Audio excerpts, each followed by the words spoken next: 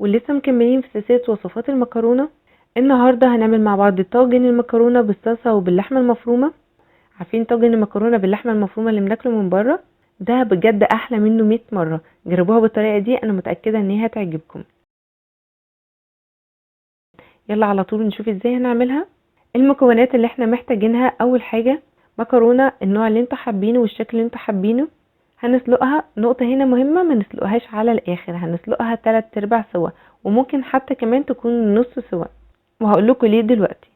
طماطم ومقطعينها مكعبات صغيرة، طماطميتين وسط، بصلة متوسطة مقطعينها مكعبات وممكن نبشرها، فص 2 3 4 على حسب ما انتوا حابين من التوم، ملح فلفل كمون، بهارات مشكلة، مش عايزة اكتر من كده. جبنة مبشورة، انا عاملة ميكس بين البارميزان وبين الجبنة الشيدر، ومعايا كمان جبنة موتزاريلا. اي ميكس جبن انتوا حابين تستخدموه تقدروا تستخدموه. عصير طماطم، انا عندي عصير طماطم او صلصة جاهزة فانا هستخدمها، لو مش متوفرة عندكم هتعملوا عصير طماطم 3 4 طماطميات كده يكونوا وسط. لحمة مفرومة حطيتها على النار في طاسة مع معلقة من الزيت وقلبتها لحد ما بقت معانا بالشكل ده. في طاسة على النار تكون سخنة جدا هنحط فيها معلقة من الزيت او معلقتين كبار على حسب ما انتوا حابين. هضيف عليها البصل اللي مقطعينه مكعبات صغيرة، رشة من الملح تساعد ان البصل يدبل معانا اسرع. بعد ما دبل وبقى معانا بالشكل ده هضيف الثوم واقلب لحد ما اشم ريحة الثوم. بعدها هضيف اللحمة، وطبعا اللحمة مستوية مش محتاجة اي حاجة، هي مجرد تقليبتين 3 كده عشان ان هي تسخن بس شوية.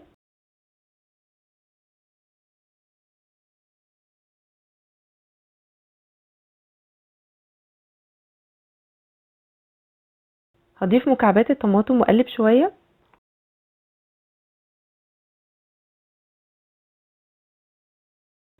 صلصة الطماطم وهقلب شوية.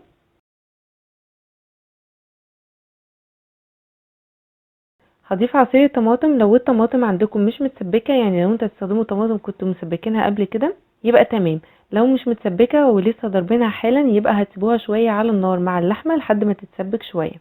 انا هنا لقيتها ان هي محتاجة حبة من المية عشان يبقى معايا صلصة كده، عشان تبقى فيها صلصة باينة، وعشان كمان ان هي لسه هتسوي المكرونة.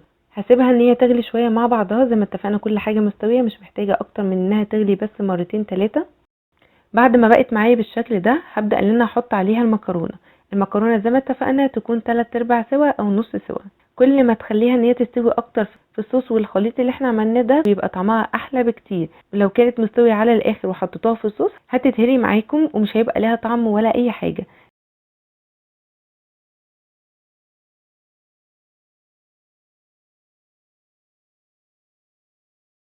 وهنجيب الطاجن اللي هندخله الفرن، والطاجن ده كمان يكون شكله حلو عشان بعد كده هنقدم فيه المكرونة.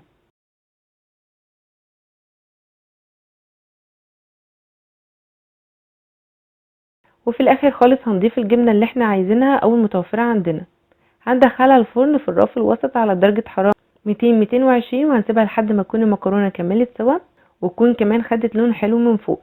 وده الشكل النهائي بتاعها، بجد طعمها احلى من شكلها 100 مرة.